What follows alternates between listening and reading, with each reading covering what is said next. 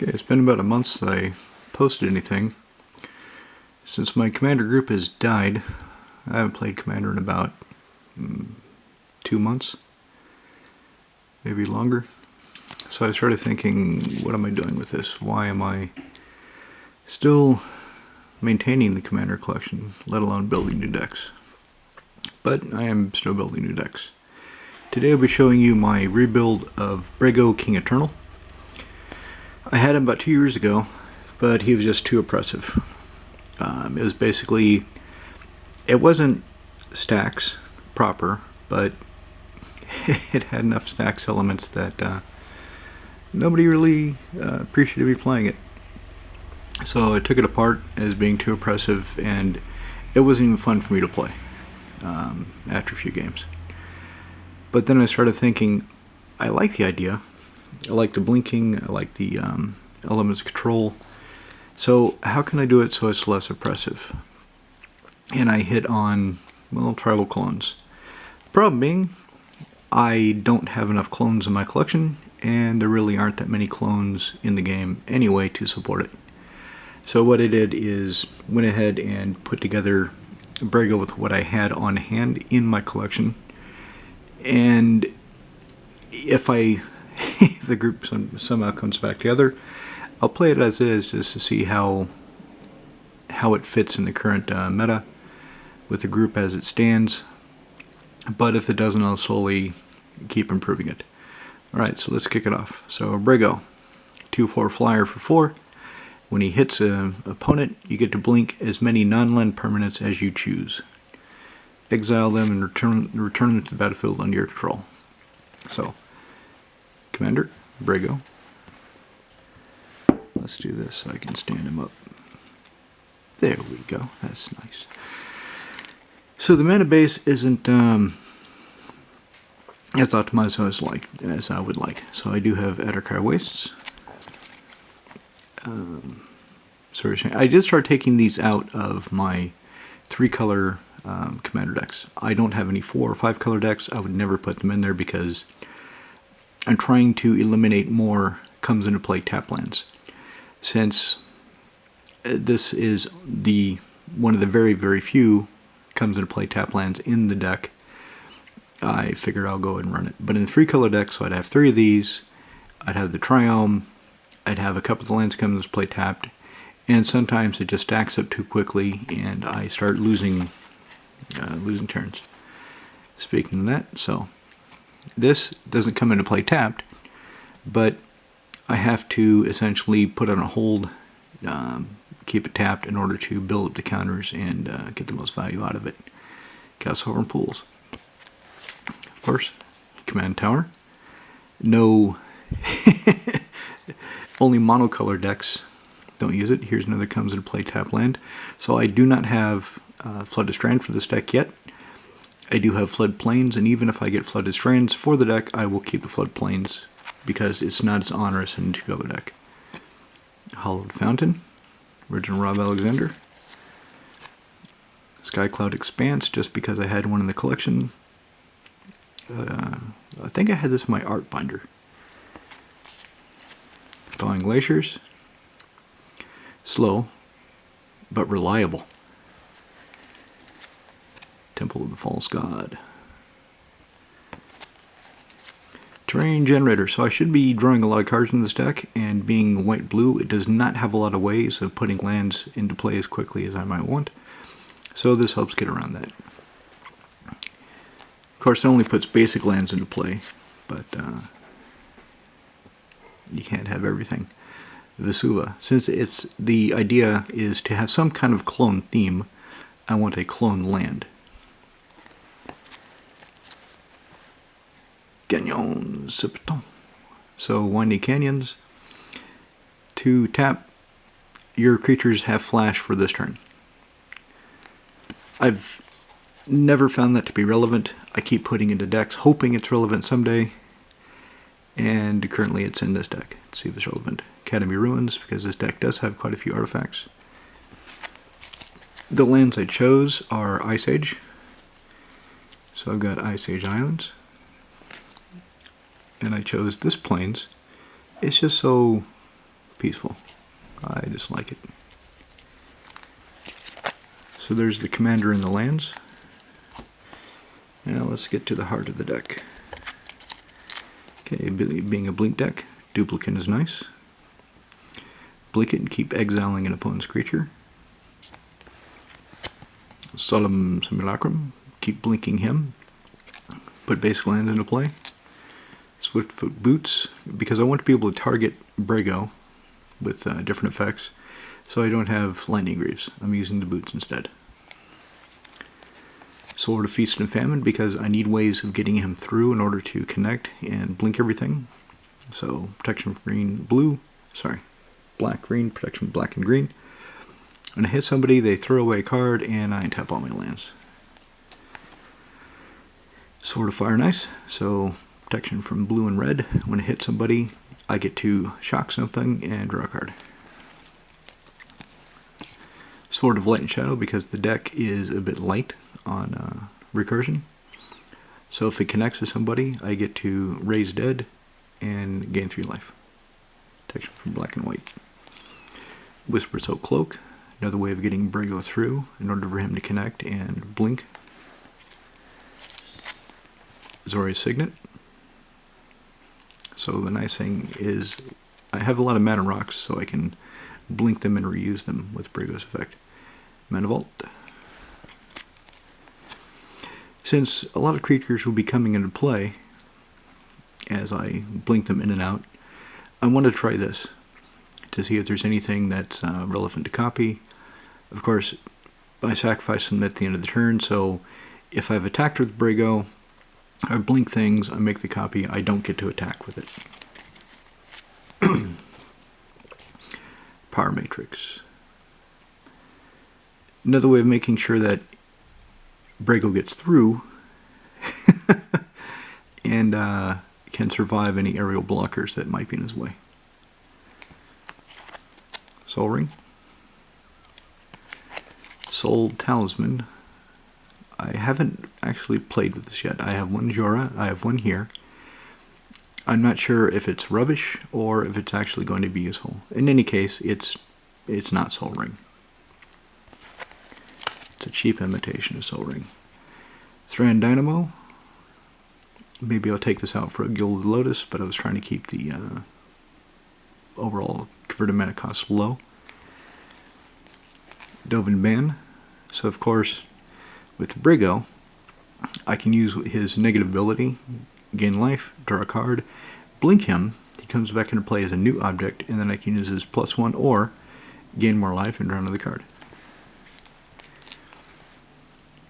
Cloud Blazer comes into play, gain 2 life and draw 2 cards. So very good with Brago. To go along with the theme of I should be casting or gaining more creatures at sometimes instant speed, but when they blink, so at the minimum, at every turn to the immediate conclusion of mine, the player who immediately follows me, I should be drawing a card off Ifara if she comes into play. Isperia, Supreme Judge, just as a way of convincing people not to attack me. So whenever somebody attacks me, a creature, a Planeswalker control, I can draw a card. Lavinia of the 10th. Now she is key in this deck. Oh my god, is she good.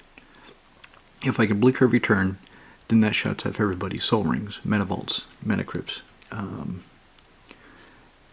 Birds of Paradise. It shuts off so many things, it's hilarious. And they can't attack me.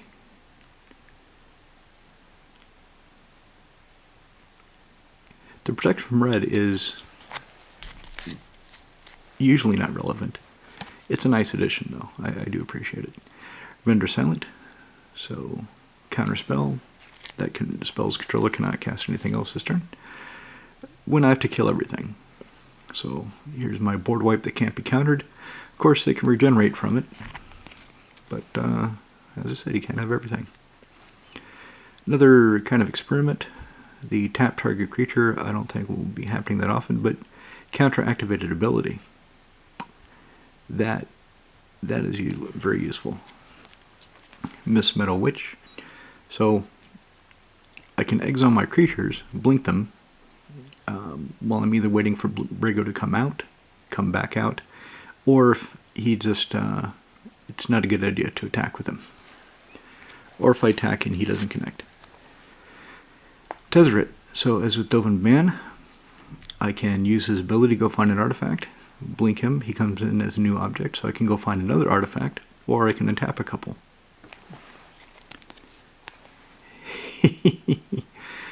Endless counterspells. Counterspell, blinker, she comes into play as a new object with no Negwa counters, and I can do it again. Now we start getting into the clones. So Mercurial Pretender comes to play as a copy of any creature I control, except I can bounce it back. Fraction Metamorph. So another clone, but I can also clone artifacts. Sakashima the Imposter. So a clone that I can bounce back to my hand. I don't have Sakashima's Student or Sakashima's Protege yet, or Sakashima of 1,000 Fates. I don't even have a proper clone. I want to get, at a minimum, an unlimited clone, and I just haven't gotten around to it yet. Spark Double, so I can copy a creature or a planeswalker I control, and I can copy something legendary. So I can have two, well, I don't know, 2 Bragos. Doesn't sound all that exciting, but I'm sure there'll be other things. Stunt Double, Flashy Clone, copy any creature in the battlefield, not just mine. Thassa, God of the Sea, another way of getting Brago through. Target creature becomes unblockable. Venser, Shipper Civil. Okay, so I just realized what I can copy with the Stunt Double at flash speed. Cool. This, I've always loved this card. When I first started playing, Jesus, 20 years ago, this is one of my favorite cards. That art really struck me. Didn't really play her that much, but I just liked having one around to look at. Okay, Vizier of Many Faces, Shapeshifter Cleric. So, enters the battlefield as a copy of any creature, except if it was embalmed, it is a white zombie. Okay, I don't plan to be doing that, but nice to know I have that option. Ghostly Flicker. So if somebody's going to target a couple of my things for exile, or I just need some blink effects right away, say with Venser, Shiver Savant, I've got Ghostly Flicker. Narcissus Reversal. Not sure if I'll keep this in. As I said, this stack is experimental. As I get the clones that I'm missing, I'll be taking things out, and I've not really decided what I'll take out. Reality Acid, very good in Brago. So, enchant a creature. If I blink it, it goes away. That creature is sacrificed, and it comes back into play and enchants another creature. Dirty. Same with Treachery. Comes into play, I grab a creature. If I see a better creature, I can blink it and grab that creature. Mine. He betrays you. Turn aside. Mainly a way to protect Brago. So somebody's going to Swords Plowshares him, Beast Within him, anything nasty, I can say, no, I turn it aside. Angel Finality, again with the blinking, I can keep exiling somebody's graveyard if they keep trying to rebuild it, or exile multiple graveyards. This card is pretty dirty. I might actually take it out as potentially too oppressive. It stops people from playing their commanders. And some of my colleagues at work have been talking about playing commander, and I don't want to just beat them down. Most new players especially, they don't have puppet commanders. Typically their commander will be something that they need in play or want in play, and I don't want to stop them from having fun. Eldrazi Displacer. Another instant blink. Comes into play tapped, but who cares? Sets Tiger. Another way of protecting myself.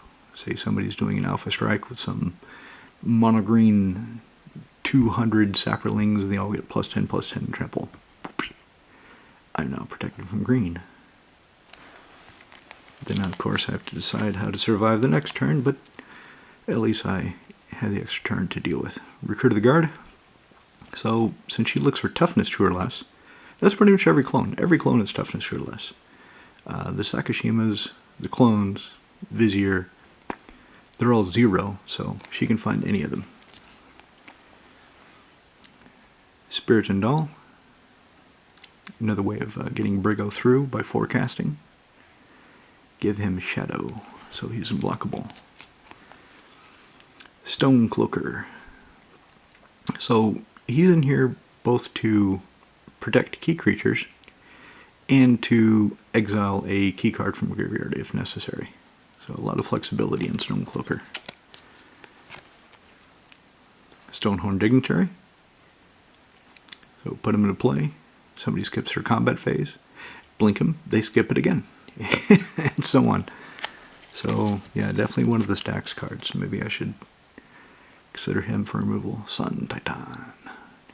Comes into play. Get a fetch land back. Get something small back. Get something back. He attacks, same thing.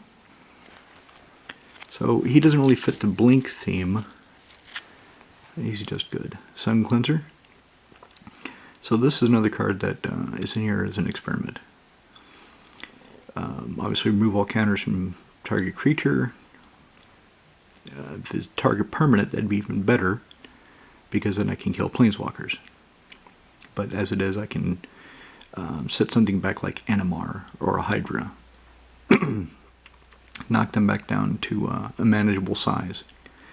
Also, if a player has counters, which slowly there are more and more cards so that's relevant, you can knock those counters off.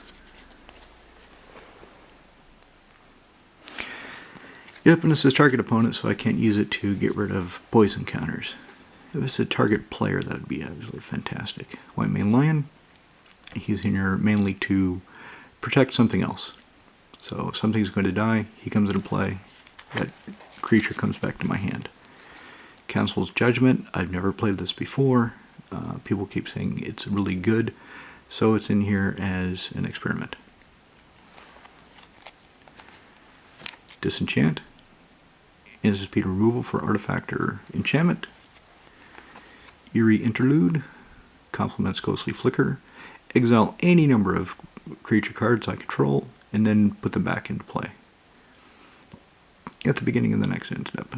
Well, saves everybody from my own supreme verdict, eh?